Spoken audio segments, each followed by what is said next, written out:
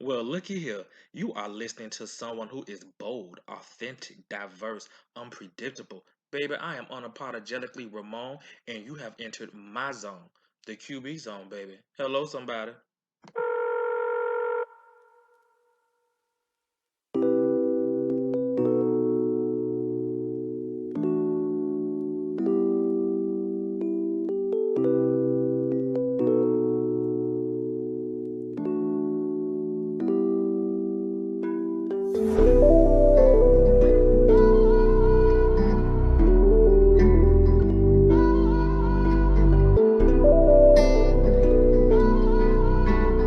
Rock Legion.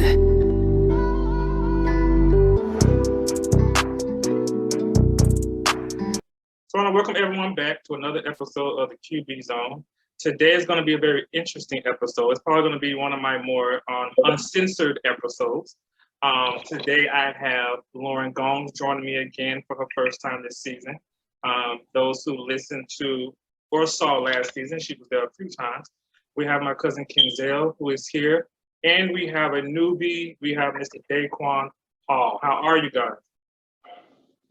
Good. Can't complain.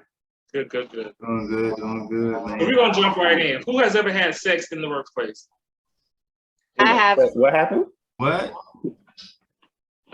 At the job site or just with somebody at work? Have any of you guys ever been involved in sex in the workplace with a coworker or somebody who worked for the same company? Yes. So Oh, just yeah. so just me and Lauren. Oh yeah. Kenzell has, okay. Nah. You have not. Okay. Nah. What are your opinions since you have not had it? Is it a specific reason? What is your opinion on sex in the workplace? Mm-hmm. So when I was younger, I used to be really serious about being professional, and I still don't have any tattoos, all that kind of stuff. I was really like black man trying to climb the corporate ladder. I don't need none of those problems, and I used to be real serious about keeping work and professional and play very separate. Mm-hmm. Now as an entrepreneur, I don't care as much anymore. But So if the opportunity arose, you would probably take advantage of it? I mean, me in my office, I don't care. Oh, okay. How about you, Kenzell? Oh yeah, I knew I was separating the military, so I had like a couple months left. You know what I'm saying? I was like, okay, this one shot, one little, you know what I'm saying? We were flirting for a minute now, and like, you know, so it's like harmless for, you know, you got your work day. But I was like, okay, all right, you know, so you might as well, you know, send a vibe in there for a minute. But in normal day-to-day, like where I'm at now, nah, I can't do it. You wouldn't do it now. Like, So, yeah, so when you did it before, was it what's the word I'm looking for? Was it a fellow soldier as yourself, or was it somebody who was just a regular person? oh, fellow soldier, airman, yeah. Okay. Yeah. I thought maybe you done stuck a shouting on the base or something. Nah, only talking back in the dorm, yeah. But like, that's all. If you talking about his coworker, now I only worked with military at that time. Oh, okay. How about you, Lauren? What was your experience like? Mm-hmm. So I was the manager, so I knew exactly what the cameras were pointing, and I knew how to turn them on and turn them off. So, Oh, So I you were took smart advantage and of resourceful with it. I was more or less trying to be on the wild side. It was me and my ex at the time were working together, so it was very convenient, to say the least. Mine was actually in college. Name names. No, I wouldn't dare do that. But yeah, so it happened more than once. Two separate situations, two separate individuals. I used to work in Davis, the house. That was one of the houses on campus, and I used to work the front desk in housing. And I used to always love to work the overnight shift, I guess you could say, because I always wanted to see who was creeping and who was doing what with who. I never expected that it would become an opportunity for me to do something. And so, of course, when you work overnight, you have all the keys there. So you have keys to the closets, you have keys to all the offices, keys to the mail room. And so when you have, another fellow desk assistant, as they called us, who just so happened to be an RA, you have accessibility to a lot of things. That was quite fun. The other time was when I used to work for Student Programming Council. and the person worked for student government, and they had their own office at the time.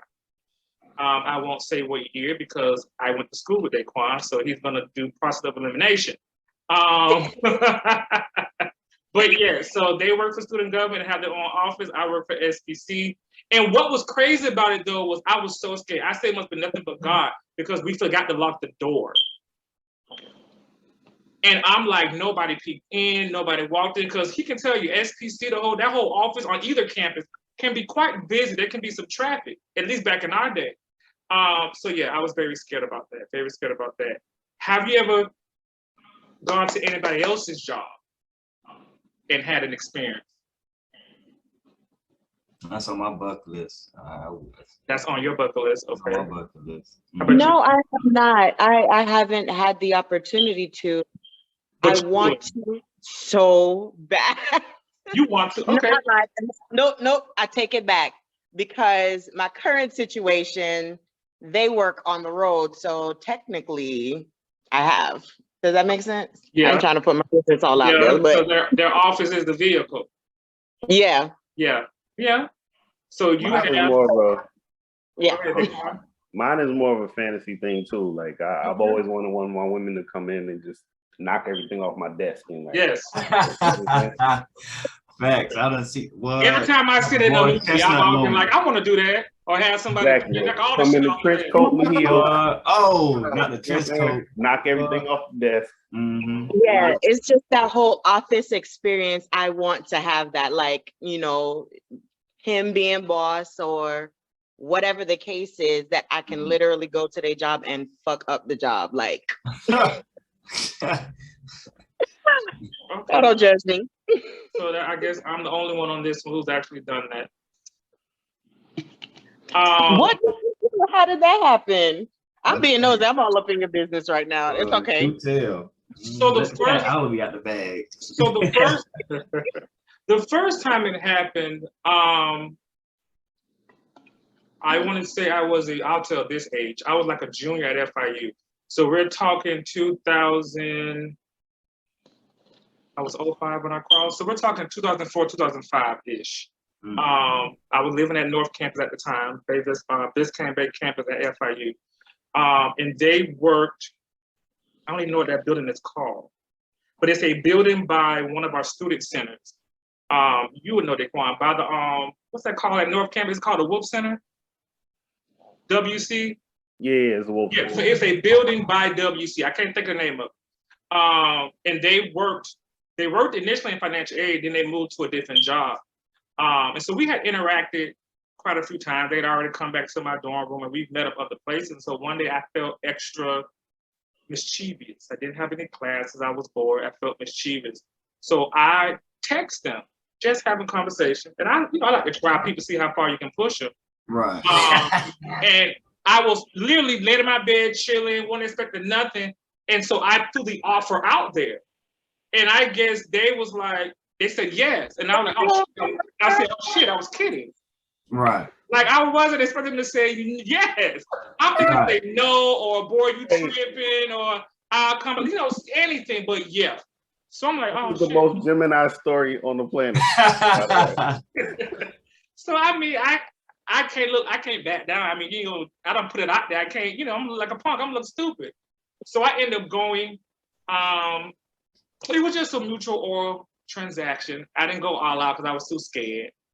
But yeah, that was quite interesting. I think that kind of I guess the risk of getting caught is like a high. Yes, it is. It's like a high. So I like that feeling. So I end up doing it again with the same person. And then over the years, I've had that experience different times. But yeah, I don't know. It's just something about the fear of getting caught. I know last season we talked about you and Lauren, just certain things, kind of like the freakiest places we've ever done it. And I know we both share some interesting stories, but just the fear of getting caught is quite interesting. When you guys think of the word intimacy, what's the first thing that comes to mind when you think of the word intimacy, Kenzell?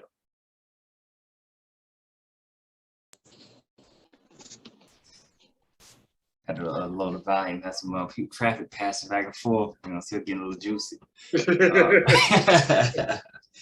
When I think of intimacy, I'm thinking of like the locking their eyes, that like staring across the room, saying that like you and I both know it shouldn't be happening, but it's about to happen. It's kind of like that push and pull effect. And just like, knowing you ain't got no control over your emotion, your feeling at that point, that complete animal instinct is all that's kicking in. Ain't no thinking about this, what's going on. It's just straight action, straight movement. You know what I mean? So that's what I think about from the intimacy. How about you, Daquan?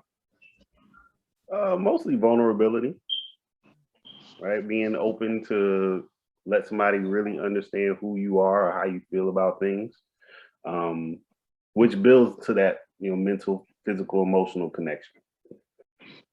How about you, Lauren? I'm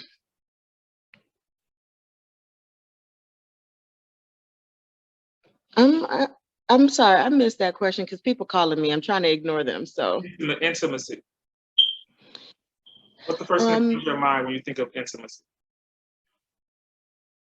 When I think about that, I think of being honest with your true feelings, your own feelings.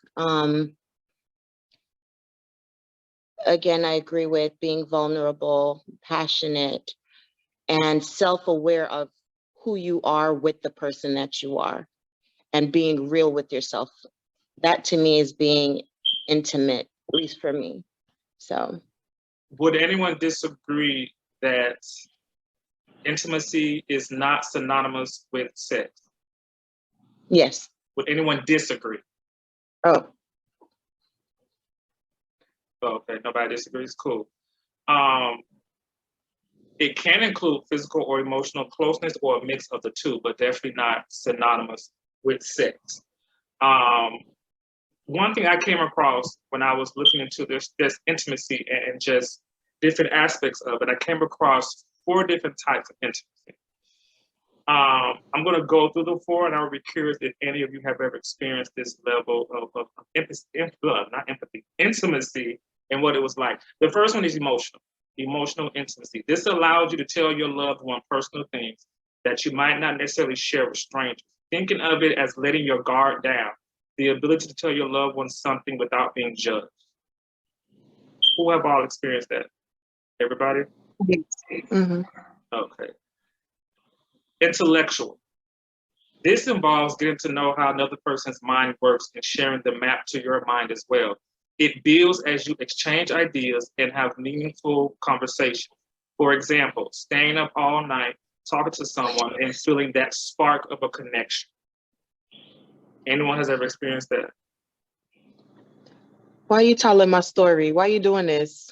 So Why? Why are you doing my business right now? So since you opened your mouth, go ahead and tell us what that experience was like when you experienced intellectual intimacy with someone. So I like a person to be conversational. I like to actually speak about different things, different topics. I can be on the phone with this particular person all day and every day, and it's always exciting. When you have that level of a connection, I feel it is a lot deeper than an emotional connection, because now you have your mind and your thoughts. Now everything is all intertwined with the other person. And it's almost like you're having a conversation basically with yourself, but hearing different perspectives. In my case, it's a different perspective from a male. So having that type of communication, I've never had that in any of my past relationships. So now it's like, dang, can you just shut up? Like, get out of my head. Like, you know what I'm saying? So having that intellectual conversation and that connection, I have not had that, and I'm never going to let that go. It's going to be hard to let something like that go for me, because I have not had anybody challenge me the way that this person has. So. Okay. I can say that I personally have not had intellectual, but I have had emotional. Daquan, you also said that you had intellectual intimacy. Share that experience. That's much share. I have a lot of intellectual intimacy. A lot of different conversations. I'm a very open-minded person, and I'm also, how they say, I like the tea. You know what I'm saying? I like other people's drama, so I can listen to somebody else talk and tell me about it all the time. And feel like we build connections. You know? Okay. Which one do you, for the two that have experienced it, which one do you feel is the easiest for you to give into? The intellectual intimacy or the emotional intimacy? Intellectual intimacy is very easy because I'm very open-minded. It allows me to fall into multiple different boxes that people try to categorize you in. So connecting with people in their particular box is pretty easy. Okay. It's the emotional intimacy where I have to share how I feel. That's hard. Yeah, very hard. How about you, Lauren? Which one is the easiest for you to give into? Does it depend on the person? You know, I'm a different species when it comes to stuff like this. I am actually not that good of a person to talk to. Not when it comes to, like, I have to have a connection with you.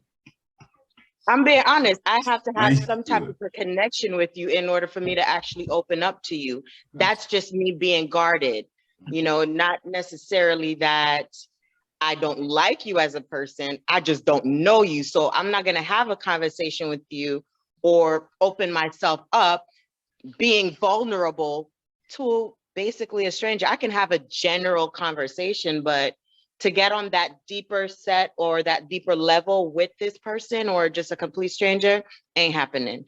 So I'm just like, I'm a little different in that aspect.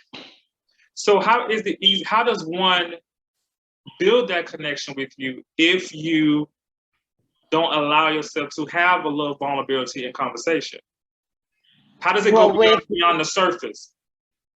So with me, I am a type of person, I like to challenge a conversation. Yes, you do. So just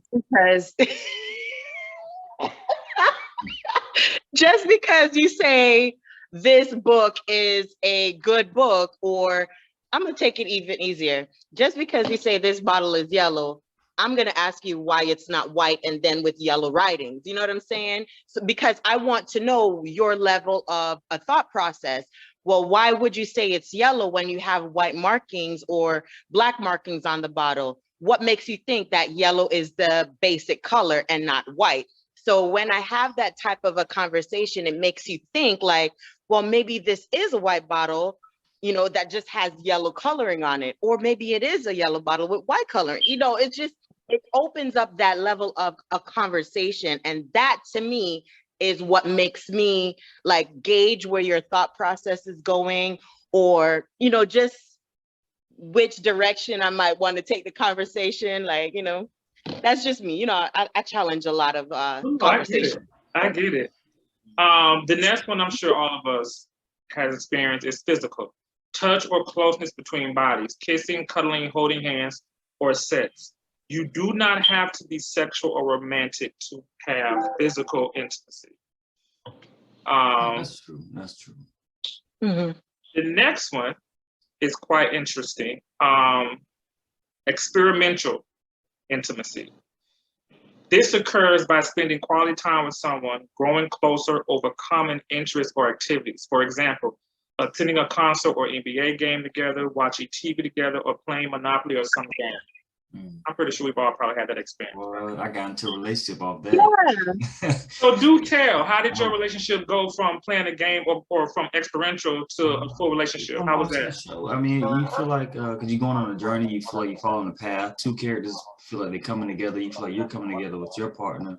And it seems like, you know, if they're coming together, that maybe you should, you know, it's a certain level of like, and it was originally a situationship, and that's what it was supposed to be. But we get to a point where like they finally, after like, you know, being both of them having a situation going on where they couldn't be together, and they finally get together, it's like, okay, maybe this is a sign. So that's how I ended up in one. And you know, saying at that time, and I'm not, previously I wasn't very romantic. I wasn't a gentleman who liked to hold hands. I wasn't with the PDA, but this person, I think it's, I don't know if it's for all men, but I think it's usually like a certain woman that brings it out of you, or like you have to that you like enough that you don't. It's nothing that she has to ask for. It just comes out naturally. Like I can't explain it. So that's how it was for me.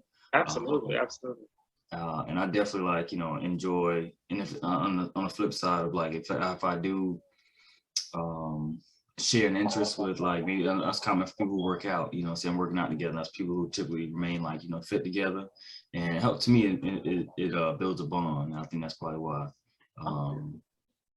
Have you had experience with experiential intimacy, Daquan? As I'm saying, thinking about it, I don't think I have. Okay. Like most of the time whenever I'm dating somebody, or not in a romantic sense anyway, more like hanging out with my boys, sure. Right. But not like in a romantic sense. Don't find too many women that are like interested in the same things I'm interested in all the time. Okay. The last one is spiritual. Bonding over common values and ethics, and or the same wavelength as far as religion. I can say that, and I know you have, I already know your answer, Lauren, but I can say that for me, yes, and that didn't benefit it at all. You would think that if you had God or religion as part of the foundation or as part of your initial interaction, that this is probably going to help you prevent some obstacles, or it may give the relationship a better chance. That's bullcrap. It was shot to hell. Religion did not benefit it at all. And you know, just because you meet somebody in church, there are a lot of demons and devils in God's house. So do not assume just because you meet somebody in church or that church be full of landmines. Function. They could be a deacon, a deaconess, they could be on the usher board, they could be in the youth choir. It don't mean nothing. Right. If what's inside you better really correlates to hate mail. Word to John Drago. Yeah. My grandma used to always say a lot of people that there's a lot of demons in the church, and a lot of people go to church all the time gonna bust hell wide open. Who has had any kind of spiritual intimacy besides myself and Lauren? I'm actually no longer religious, and that's been over like the past 3-4 years for me. But this year, it seemed like I had that. That's like primarily been the main connection that I've had and women I've dated in this past 3 or 4 months or whatnot. We've been. That stay woke stuff is total BS. Because I'm in that, you know, I guess on that wavelength. But not most of them like try to blame it on. It's just an excuse for most of them to get high, have tattoos, and be lazy all damn day. But just for the aspect of like feeling like, I guess appreciating the masculine and feminine aspect of lifestyle. I think that's what's been like. I think the spirituality that I've like noticed in the dating pool that I've been in the past 3 or 4 months. For me, it's I guess a big deal because I mean, for the most part, as a man, like, you know, naturally anything that you get, you have to either go after, you know what I'm saying, aggressively or take control. It's so I guess in that aspect of just having that wavelength of being I don't know, I feel like things are just natural. It just clicks in well in a way of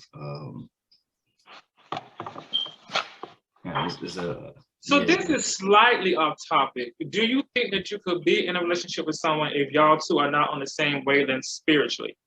And what I mean by that, let me give you an example of that. Not necessarily saying that necessarily the belief in God, but let's say part of her spiritual walk is she's in church every Sunday, every Saturday, whatever her religion is. You may not go as often or at all. Right. They don't throw their religion on you. They don't pressure you to go with them. They accept you for who you are. That's not a deal breaker for them. But do you think that you could be in a relationship with somebody if they may not necessarily be on the same wavelength? I think that I could try. Well, I can probably, certain Sundays I may attend. But I mean, whenever I go to church now at this point, I always feel like, why am I here? Because I mean, the information, the books that I read over the time, I just can no longer relate to the faith any longer. So, and if I do raise children, I'm going to have them reading certain books. I'm never going to tell them, which path to walk, but I'm going to give them the option. And because I'm a child and I was born and raised in the blood, if you will, most people who are born that way don't even be questioning whether or not this is the right path for me to choose. And I think that for me, I don't think that some of the things that religion has prescribed for certain people doesn't necessarily, I guess translate to like the best relationship going forward, if that makes sense. So I would try, but I don't think it will work per se. I am highly intrigued. And we'll have that conversation later because I'm intrigued because I know that for me, I too, just like you, in Lauren, I was born and raised in the church as well. I still believe, I still have things that I do that works for me, that I do for me to feed my spiritual relationship. I can say that in regards to practicing a specific religion. Me and Lauren were raised Seventh-day Adventist. Kenzell, I think you were raised non-denominational or Baptist, somewhere up in there. Yeah. For me, it's more about relationship and not an actual practice of religion. And that has really worked for me.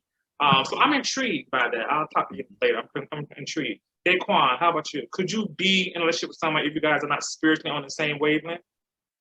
There's a lot of it depends in that, because given the example that you gave, kind of, right? But it also depends on what her outlook on the future is. Okay. So if she expects her husband to be at church with her every weekend, then me being a person that is I always say I'm very secular, right?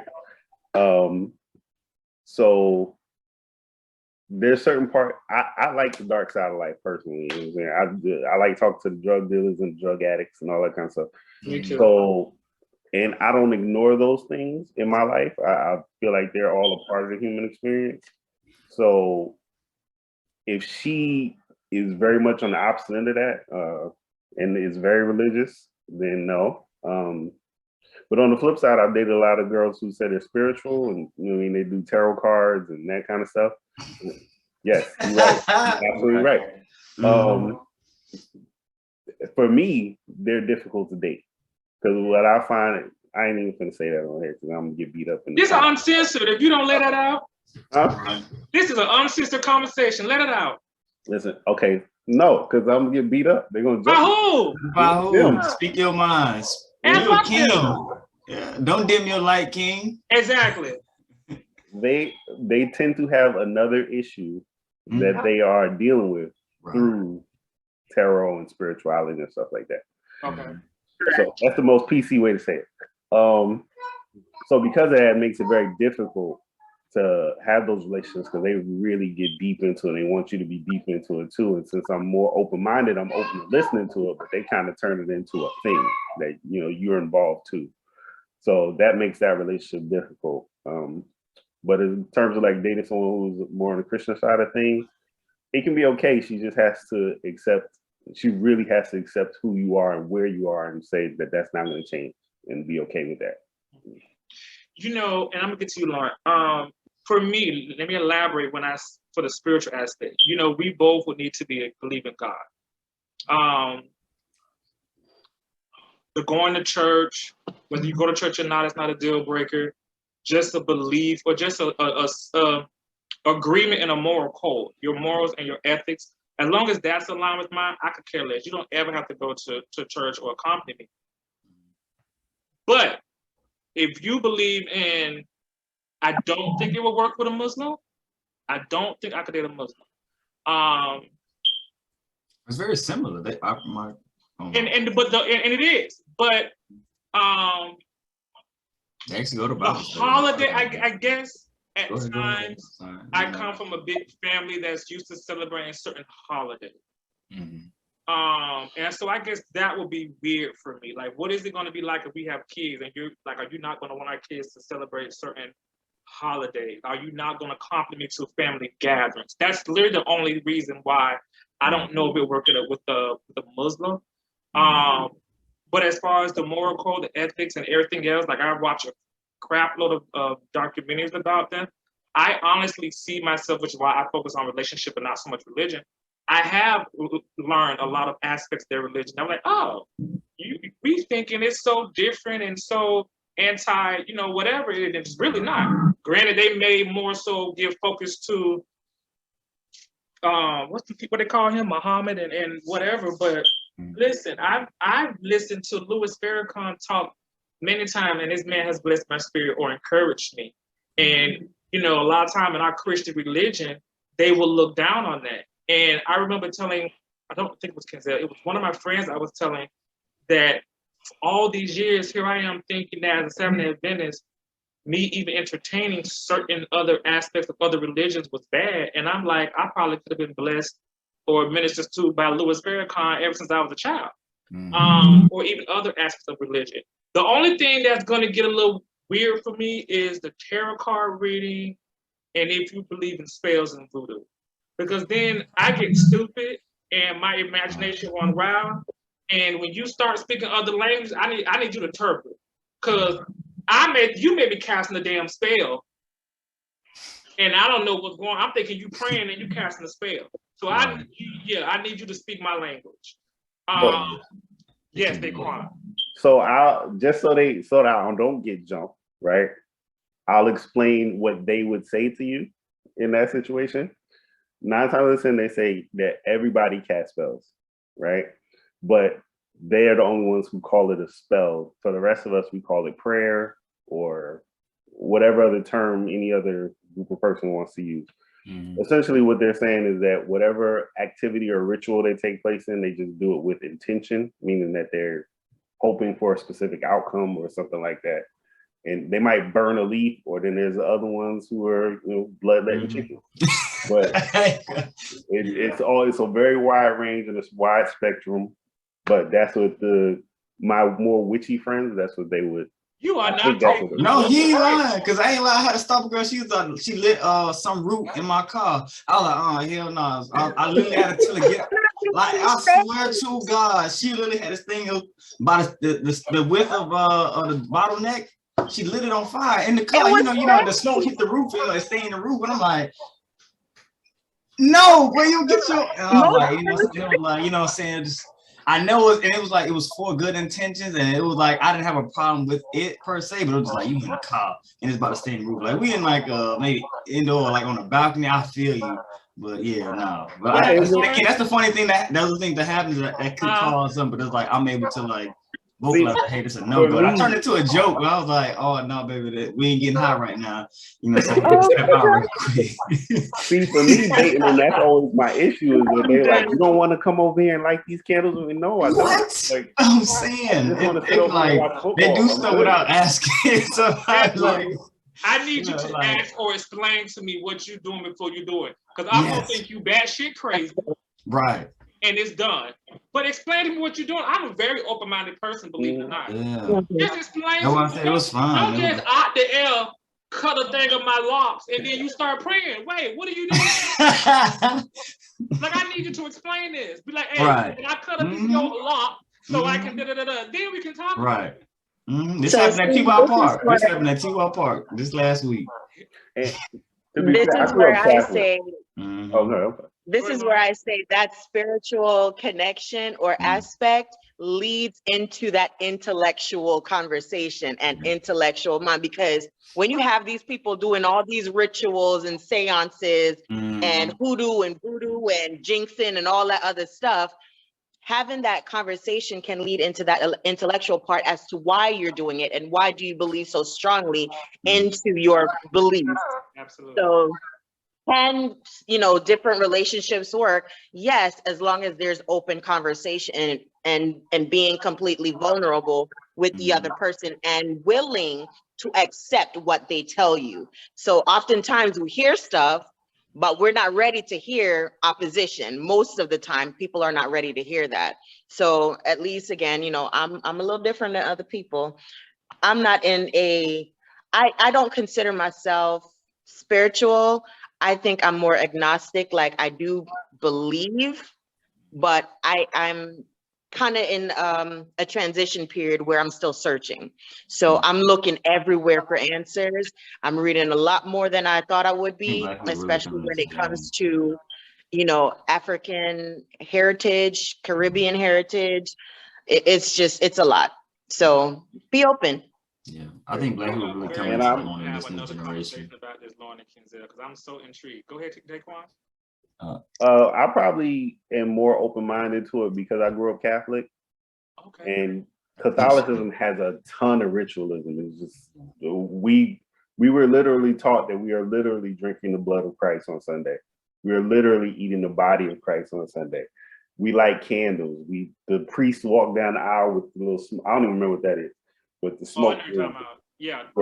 So it's a That what you ton of doing right now. ritualism, and you guys know that we pray to saints and we pray to Mary and we wear the rosaries. So it's all that stuff. So the transition from that to spirituality probably just isn't that big of a jump, which is probably why it doesn't bother me as much. Would you guys ever go to have a tarot card reading just for the hell of it? Absolutely. I've wanted to try it. Yeah. I've had tarot card readings. I'm scared of being known. Right, I'm with you, Lauren. How was that experience for you, Daquan? Were they right every time? I get one from my friend. My friend has explained to me that her knowing me gets her stronger messages. That makes sense. Right, but I've been to one where he didn't even use cards, and he told me he was talking to my grandma. And I will fall the hell out. The thing he said to me. So here's the thing he said to me that I knew something was real was going on, because he was like, "Hey, you have a lot of back problems, right?" I was like, "Yep." He's like, "Hey, just so you know, your grandma's always with you." And I was like, "What do you? Okay, all right." But then again, he also told me I would buy a car in the next few months, and I was like, "No, I'm not." I was like, I feel like that's a good generic one. I ain't gonna lie, because I feel like the average man needs hurt like that. Bad low back hurt. Like, yeah, you might have been, but I feel you. But I thoroughly enjoy the awakening of Black people in this new generation. The fact that you're actually questioning what has been taught to you. That's my favorite thing about spirituality. So when I deal with those women and listen to you all speak, I'm thoroughly happy about it, because we didn't know what we didn't know at that time. Correct. And it's like the greatest thing as a human being is to be able to learn and to question. It's your right. Go ahead. Absolutely. Lauren, what is your favorite way to show intimacy? You talking about my love language? Whichever. Of all the different types of intimacy and experience that we talked about, which one is your favorite way to show it? By touch. I'm a very physical person, and I feel like with my current relationship right now, being the way that I am, we're always talking.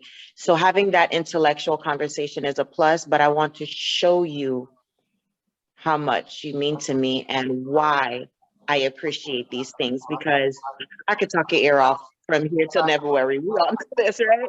So now that I'm around you, I want to embrace all of you, and just, it's something about that touch, or, and it's not sexual. I'm not going to say that. It's just me touching, and I'm a touchy-feely person. So if you don't like that, get the hell on. So, the kissing, the smells, and just randomly walk up and squeeze your butt or something, like, hey, you got it. For me, my growing up, because I just did that. Growing up, I would say my favorite was physical. But of course, when you're young and inexperienced, you don't know a lot. So as I've gotten older and realized what's more long-term, what can help something be sustainable, I find myself liking experiential or emotional the most. How about you, Daquan? I believe I'm probably big on physical and intellectual. Okay. Right. If you can talk to me about like politics or science or philosophy, or make me laugh. Oh yeah, you made me laugh. We could, yeah. How about you, Kenzell? Intellectual is a huge thing for me, because like I said, I've delved in so many books, and it's just a thorough love for me. And most things that I try to stay away from is TV, not because of the Illuminati, some craziness like that.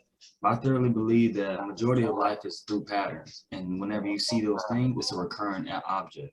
So you break that norm whenever you have those conversations, like you said, that goes into politics, that goes into why these things are truly happening, and if they occur, and you're able to like speak on why they occur. Right. That to me is a thought process, or like a gem that 90% of the women that I deal with, or just people in general, don't possess. But when it comes to the physical, for me, and I think maybe with my spiritual like lifestyle, it's a moment when I'm submerged in water with the woman I'm dealing with, and it's no kissing. It's more so me being her, being temple to temple, so forehead to forehead, eyes closed, and I might even rub her ear just because that's just like my thing. Like it's Right. it's one without the sex. It's like it's the pineal gland. The pineal gland is the essence of your melanin. It gives us our tone, our skin tone, Right. and that gives us pretty much the radiance of everything that we. It's your core. It's really it. You know what I'm saying? So that for me is like my, and that's what I said. And I'm a masculine dude. I've been around, men all my life. My father, and I have nothing but brothers. So being around women is that final release of being able to be, touchy-feely, what I'm saying? We don't touch as men. As American men, we have a strong line that, has been drawn for us. So I thoroughly enjoy it now. Okay. I feel like I'm a complete human now. Before Right. more of a blockade. Go ahead. I want you guys to think for a sec. What was an experience you had where it was intimacy gone wrong?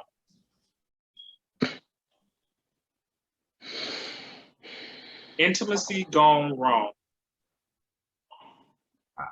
It sounds like, that's my best friend girl or something like that. Intimacy going wrong. That's what that sounds like. I mean, I've never intimacy going wrong. You mean like you thought you had something, but then it didn't work out the way you thought it was? Thought you had, it could be that, or let's say it was some physical intimacy going on and maybe you caught an injury, or maybe you was trying little tricks and it didn't work, or maybe you had a little moment of maybe intellectual intimacy and it turned into a whole big argument. Just anything, any kind of intimacy going wrong. Yeah. You seem like you got a lot. Go ahead, you can go first, Daquan. Yeah. You gotta go through that power through that cramp, big fella. That's once or twice a week in my life, man. Oh Lord. Gotta stretch, get that yoga. Share us one experience that comes to your mind, a good one. Okay, so I'll tell you about this one girl I dated. This is my favorite relationship story. I don't know if you say, I don't know what the difference between dating and talking is anymore, but I'll just say we dated, right? Okay. And she had this thing that she thought I had a plot against her, that I was a part of a plot that was trying to destroy her. And eventually, over time, she was also spiritual, right? And into all that stuff. So she thought I was a part of the plot. She thought one of my friends was a part of it. She thought it was just a bunch of stuff she thought. And then she would keep going back and forth with me, believing that I was trying to set her up. Basically, I was trying to set her up to fall in love with me to ruin her life. And there was even a point where she asked me if I wanted her for her money. And she didn't have any. And I was just like, that didn't make sense. Nah, so, so yeah, eventually it ended with her telling me that she can't do this anymore. I was like, all right, fine. And then we ended up getting into an argument because after a while I told her, leave me alone. Like, and then she wouldn't. I just blocked her on everything. Okay. How about you, Kenzell? Intimacy gone wrong. I mean, I'm not gonna tell your business, but I'll let you tell what you want to tell. Okay. I mean, you seen something or no? Which one? Throw it on and I expound on it. That's because I'm blocked. So tell me what you. The one with the one that I said she was probably trying to do voodoo. The most recent story you told me about. Oh yeah. Oh my God, that one right there. I never witnessed somebody who can have a pot to piss in and a window to throw it out of, but thought they was cream of the crop royalty. That one was like, I thought like, oh, we connected on a crazy level. And it's amazing how like, the sign should have been there. Like he always tell me, like, I just cut XYZ off. I'm like, every time I told you, I just cut somebody off. I'm like, Like you're the common denominator is what my brain should have triggered on, Right. and it didn't. You know what I'm saying? And it went to like I literally like stayed over one night. You know what I'm saying? And woke up in the morning. We did yoga, and she was like, "Oh, you know, so what type of relationship do you see yourself in?" I was like, "Oh, you know, I see myself in, you know, something maybe 50-50. I'm usually accustomed to like dating women of a certain caliber." And like, she's like, "Oh, okay. I'm gonna go take a shower." I'm like, "I bet." She go take a shower, come back. She's like, "Oh, are you do you have Uber or Lyft?" I was like, "Uber or Lyft?" I'm like, "What you gonna drop me off? Like you came and pick me up last night. I ain't actually come get me." She's like, "Oh well, you know, I just got something to do." And I was like, just cause like I ain't tell you I'm gonna go, I wanted somebody who wants something 50-50, like you know what I'm saying. I guess that person was like again had nothing to offer. And somebody you just a user. I was like, user you high. You ain't got nothing. Only thing you got is a yoga mat. And Something as a yoga man. and you bilingual. like, like you got you bilingual, you know what I'm saying? You know what I'm saying? So but yeah, she really had me going though, boy. It was like she was hiding, boy, hiding real good. And I was like, that, yeah, she was like hiding behind them Tetra cards, whatever, what they call it, what them cards called. The tarot reading cards. That intimacy, yeah, was that was instantly going wrong. Like, you know what I'm saying? Emotional connection we having a whole bonding situation, and it was like one word went wrong, and it was like, yeah. Oh, She was wow. like, I was a nigga in the street. So, yeah. How about you, Laura? I can speak about my first serious relationship that I was in for 9 years. Andre, you know, I'm gonna call his name. So those who know, they know. Recently, even though we have not been together all these years, I always found it to be just, you know, making sure that people are okay mentally and spiritually, especially because of where we are in the world today. Right. Just to give a little feedback, he suffered a very bad, I don't want to really put his business out there, but he was hospitalized. I'll just say that. He was hospitalized. So I opened up that level of intimacy, of communication. You know, hey, you good? You all right? Checking in on you, yada, yada, yada. Me being who I am, I always want to make sure that, you know, you're good. I might not be able to give you no cash or nothing like that, but you know, hey, I'm there. Like, you want to call me, let me know. Just stay within the perimeters because I don't live by myself. You understand? This man decided he was gonna call me at 3 o'clock in the morning, and my dude is laying up in the bed with me. And I thought that was very disrespectful. So I think that level of that boundary that I set, he thought it was okay because he was my ex that he could call me, and he probably thought that he had it like that because now I opened back up that communication with him.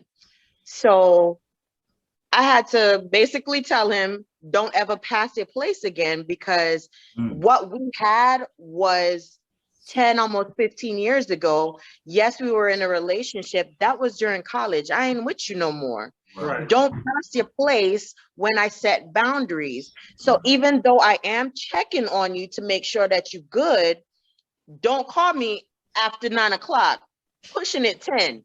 Right. Because I'm busy. Granted, I was knocked the hell out, but you know what I'm saying?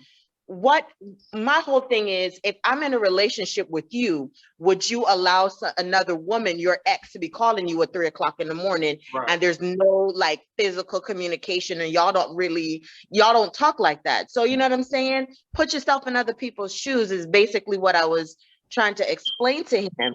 And I have not heard from him since. People don't respect boundaries, and I'm the type of person, I'm gonna give you a boundary. If you don't respect it, I'll block you too. Like, that's my biggest thing, is even though that I'm trying to open up that level of communication with you just to check on you, don't disrespect me and disrespect my relationship now, because you're trying to see what you can get away with, and I'm not that one. Absolutely. And I think that's where right now, like where we are, it's different now because now I know exactly who you are, and now you know who I am too. So that to me was really, really wrong, but that was intimacy gone wrong for me, trying to be a good friend. Dang, what's wrong with me? When you think about your experiences, what is one of those experiences that someone showed you intimacy or initiated intimacy and you just thoroughly loved it? Like it was one of your best moments or favorite moments. Daquan, I just feel like your face lit up. So I like being jumped on. Like if you, my woman, come attack me. Like, you know what I'm saying? Like, you walk through the door, don't ask me no questions, just jump on me. So I've had several of those experiences. I always enjoy them. Like where I didn't have to, like I'm just sitting there watching TV and all of a sudden you just come sit on my lap and like it gets going. I'm all for it. Right. Okay, Kenzell. I think I thoroughly enjoy people who are like open to locations. If that makes sense. Okay. They're like, it don't matter where we at, we can get this on and popping. I think those are like my best moments. Whether like, what's your favorite location you've experienced? Disney World. Disney World. Please explain. I need to know because you know. Yeah, give us a little story time. Where at Disney World? Oh Lord. You know, I'm in the crib or something. Just say look, you ain't gotta go into too much detail. What location at Disney World? Oh man. A bathroom, a ride? A ride. It can't be. I ain't get to ride. I think the ride. Oh no, yeah. I'm So I trying would to have think. tried the mummy. The mummy I would have tried. I would have tried the mummy, but I couldn't pull it off. We're gonna say the bathroom. Let's keep it PG. We're gonna keep it above. Yeah, you know. Interesting. Disney World. Yeah. There's a lot of traffic at Disney World. Yeah, it was like, you know, that's that puppy love stage, and you know, so she bought me the ticket to go, drove me there and everything. She was shit. I ain't gonna lie, that woman is still in my top 5. I hated her to death, but she definitely like she set a high bar. The ex that I know or a different one? Didn't know the one that. Oh, I didn't know this one. Oh, okay. You know this one. Okay. That one had my nose in the L. I ain't gonna lie. that one had my nose in there. No. Lauren, how about you? Your favorite place to store intimacy? Lord, don't say the story you told us last year, because I'm gonna ask you to elaborate. I might ask you anyways just to entertain these two, but go ahead. Don't tell me you got it in that Jazz in the Gardens. Worse. Oh Lord. Well, I'm all ears whenever you want to tell a story. No. Since she can't stop laughing, I'll share mine. For mine, I will probably have to say, I'm not gonna use the FIU story. I already told that one. That's not my favorite. But I would say I gotta catch up with your bad activities. Like we definitely step more. That's a fact. You know, I've had some really good 20s, so I'm trying to think. I started late. Maybe the Mile High Club. Okay. I would say that the Mile High Club. That was fun. Okay, we're ready for you, Lauren. Okay, so most exciting was the story from last year, and I'm not gonna repeat that one. It was exciting. It was. So she ain't gonna tell the story, but I'll tell y'all the location. The damn graveyard. I just smacked one up. Nope. Yo, You did too? No, not in. I was across the street from it. Oh hell no. Y'all, I ain't going. I don't know how you do that. It was crazy. It was funny because okay, so y'all want a story time. Yeah, who wanna know? Go ahead. I give myself away. I can't. Was somebody? What was the date of the off camera? This one, the one like how a podcast has really do. But I'm gonna teach you with that after. Yeah, this one, that one. Yeah. Okay, go ahead, Lauren. Oh Lord. So the story is, I was in high school, and during the time, so while walking to school, I would meet up with some people that you know, we all used to hang out, we used to kick it, but we would have to pass the graveyard. So me being vulnerable at the time, it was him, his brother, and my girlfriend that was maybe like a few houses down from where we were staying. Well, me and my guy at the time, my high school boyfriend, we used to all four of us used to walk to high school. Now, during Halloween, they was inside of like, they went ahead of me and I was walking alone. Now I'm trying to walk through the graveyard to get home quicker because nobody really is there. At least back then, it wasn't that type of environment. So, you know, I'm walking by myself. And of course, now I'm getting scared. Didn't know that they were hiding. So they scared the living crap out of me and I started running. Well, my ex, he held me and kind of like, you know, I got you, kind of that protector kind of thing. And me being young and naive and, you know, falling all heads over heels for him anyway, I was like, you know, you can't leave me alone. I'm being all vulnerable with him. And of course, you know, when you around 16, 17 and your hormones running and you scared, but yet still feel protected, I mean, why not? Things happen. Let me tell you something. On top of the headstone? I don't like to go to graveyard when my own was the person somebody next to died. you. He bent over Frederick Douglass.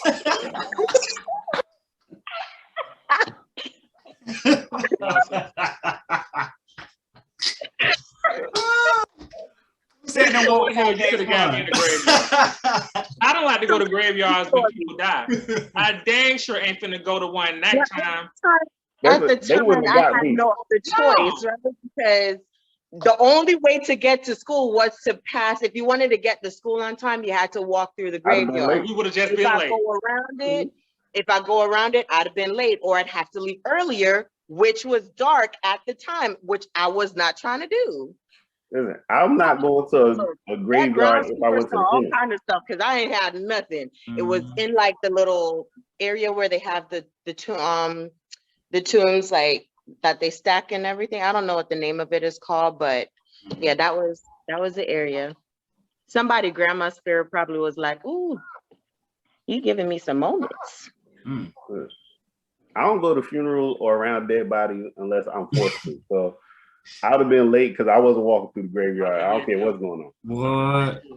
I need some light, boy. Yeah. I remember Harriet Tubman. I remember my grandmother died. And I went to go see my grandma's grave. I think this was when the last time I was in Brooklyn. I want to say it was sometime last year. And it was cold outside. And I went by myself at the graveyard, you know, visit my grandma's grave. I try to whenever I go back home to Brevard. And I swear to God, I saw a couple sitting on the bench. I saw this old white couple sitting on the bench. And they walked by, they, you know, was talking to me, asked me, you know, about what the person I was there to visit, whatever. All three of us just crying because I guess somebody who they lost must have been, you know, really sad or whatever. Anyway, I turned around and they was gone. Okay. That's exactly why I go to graveyard. But how they gone so fast? Because there was no vehicle. My car was only one part there. Because it was ghosts. And I didn't see nobody. I didn't see nobody walking. I literally turned around, not no 10, 15, 20 minutes. I literally turned around like maybe a minute later. Wow. And that's exactly why you know. And I was like, and they had a whole conversation with me. I just, you know, it was. I just wanted to share the words. There was a conversation between them, and I appreciated it. So I'm like, I feel like you be watching movies or a TV show, and somebody say something to somebody, turn around, they gone, and then they be like, oh, it was a ghost coming to, or God sent somebody, or they loved one sent somebody, you know, that kind of thing. And that's what's coming through my mind. I was like, yeah, I'm going home. I'm leaving. Yeah, I'm good. Listen, after that That's man why you told always me, tell me I have demons. Is that why you always tell me that? Baby, I told you that coochie on fire. That coochie got demons in it. Oh, Lord. You up there fucking and sucking at the graveyard, baby. Oh, All them, you conjured up all whole them lot of spirits. remnants in there. Oh my God. Baby, she She's been some a sage on that microphone, boy. baby, my good friend been a nympho ever since. That I think, I think that's one of the reasons why I am more intellectual now, because back then it was all physical for me. I didn't care, at the time I didn't care. So now I have to like think about what I'm gonna do. I'm now prime time of R&B though, so I can't even blame you. So You don't hit the same no more. listen, hello. So during the week, Lauren had asked a question that I'm gonna pose to y'all too. If you are friends with two people and one of them shares info with you that will affect the other, should you share it? And if you don't, it can affect you too. So I'll read that again. If you are friends with two people and one of them shares info with you that will affect the other person, should you share it? Now, if you don't share it, it can affect you too. Oh man, I'm an expert in keeping my mouth closed.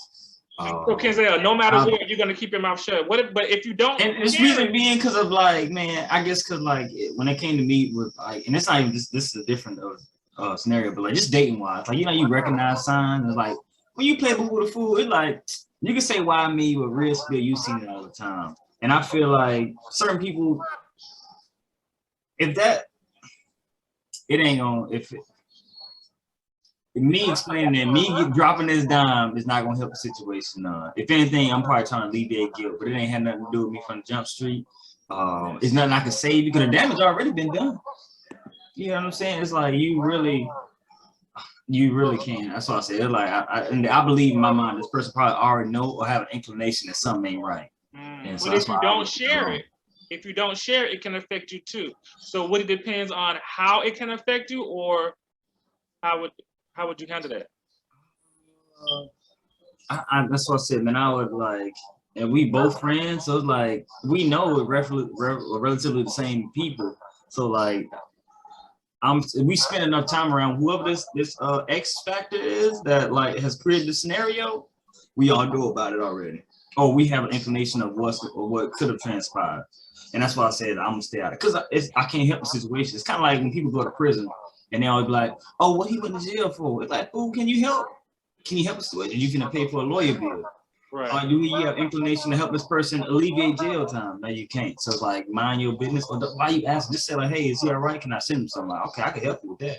Right. That's why I said for me, I'm gonna just fall back and just and Let if you something fall wrong with happen that to me, I'm like, yeah, you don't even tell me. I have to figure it out on my own because I clearly don't want the information yet. Right.